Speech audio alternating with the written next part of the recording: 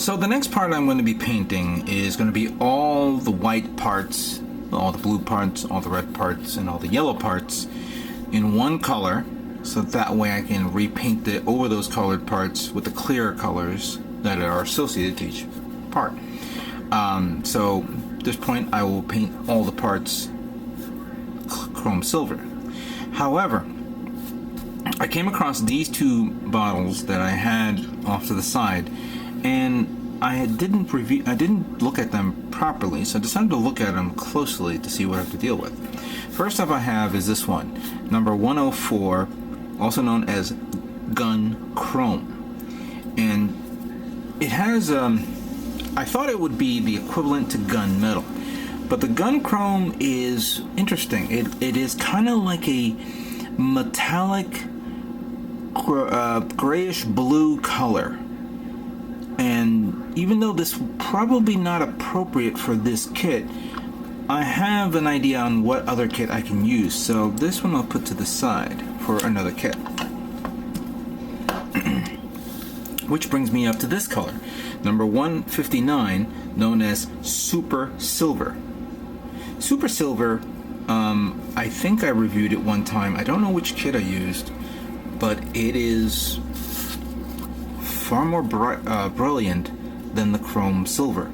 So I think I'm now going to use this paint for all the other colored parts. So let me get this prepared. Alright, so now we're going to be working on the Super Silver paint, so let's see what this looks like with this kit. I had to thin out the paint a bit, so here's the red waste. Oh god, I really hate this. I mean, lacquer-based paint is amazing, but it's also a pain in the ass because you gotta really thin it down. Come on.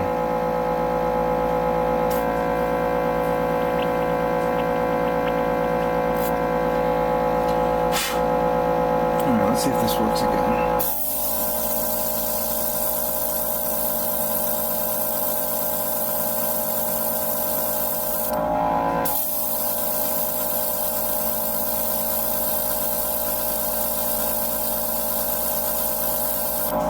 Yeah, I think that's good. Part of it's going to be shown, the other part is going to be all clear red, so I guess I don't mind that. Let's try one of the wings.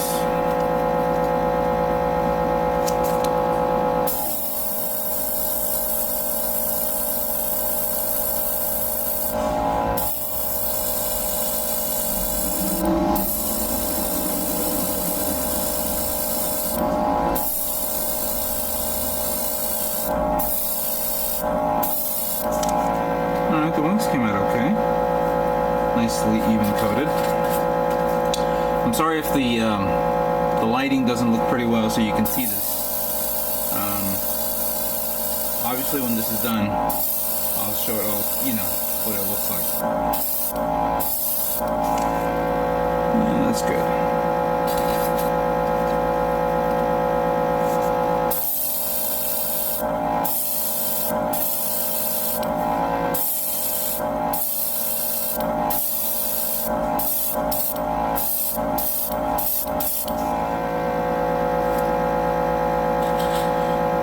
Even though lacquer-based paint is amazing, it is also the most difficult to put on and slightly expensive. Actually, I kind of well, I guess for one big bottle of Tamiya paint, I get the same price as the smaller bottles. And even though I've heard some people say that it is a difficult paint to work with, the results look really nice. I don't know if I can this be shown?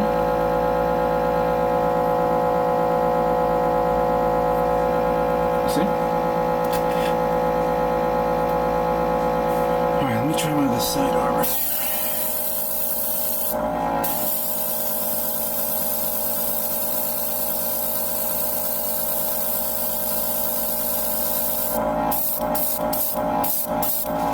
And you have to remember that even though I have a small bottle, I don't think I'm going to make it. I may have to end up buying more of this paint. I guess I better send an email to my friend at H&M and ask him if he has more of this. So I better make sure I'm applying this perfectly without any issues.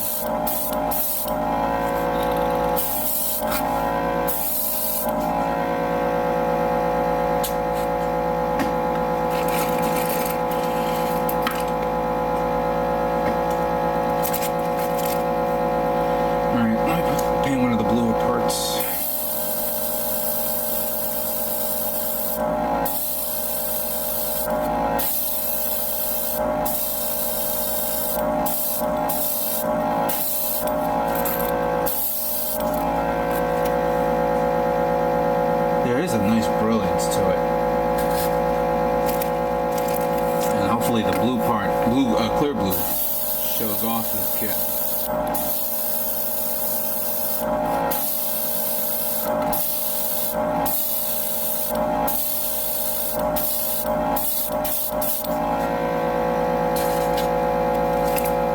This is one of the shoulders here.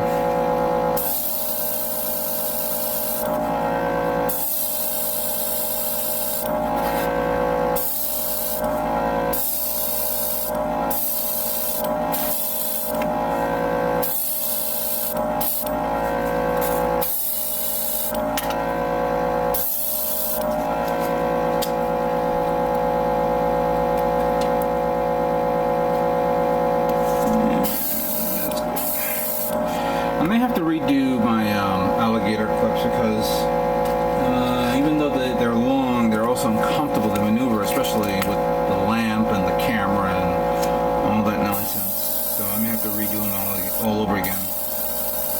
Get them in a easy, manageable size, like this one. This is a good 6-inch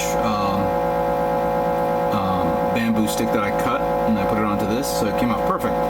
Longer one may not be a good thing, so I may have to cut them down to size to something that's easily manageable.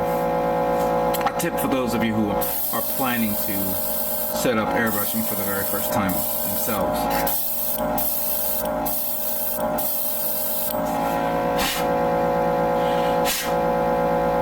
That's good. Alright, so let me finish this up, and then we'll move on to the next part.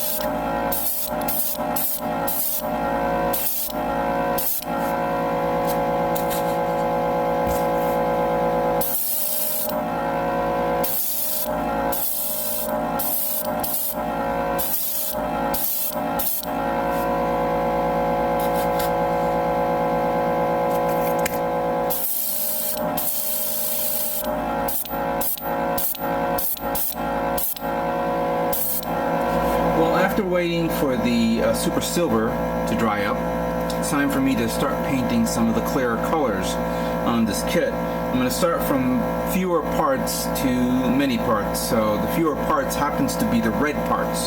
There's only 3 red parts in this kit. And here's my Tamiya's clear red X727. Give it a little blast so I can clear it up a bit.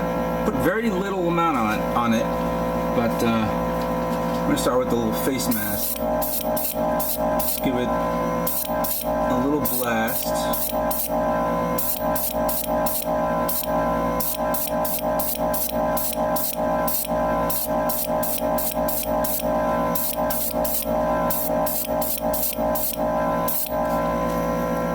There we go. That's a good moment right there. But I'm going to revisit it again in a few moments. So this one's actually the red part around the crotch area.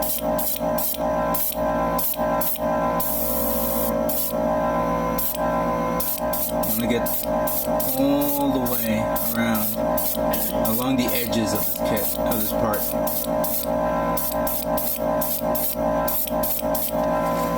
It's a nice reddish color, which of course the light is, there we go. As you can see it there. Yeah, that's a good color tone right there. The last part, of course, happens to be the waist part. I'm going to give it a light spritz while I turn it around.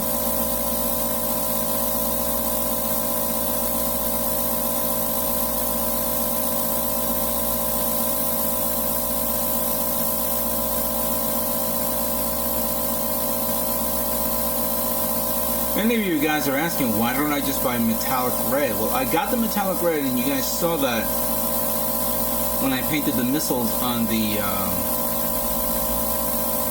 full armor Unicorn Gundam, and I thought I was going to use it here.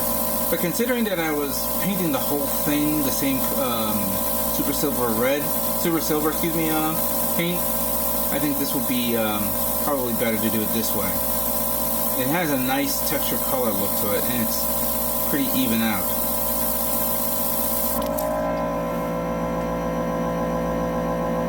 That came out okay. Not too reddish. Let me give it another pass a bit.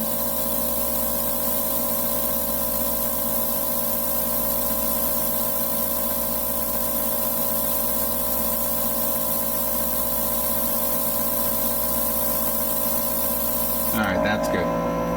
So I'm just going to give a pass to the other parts, and then we'll move on to the next color.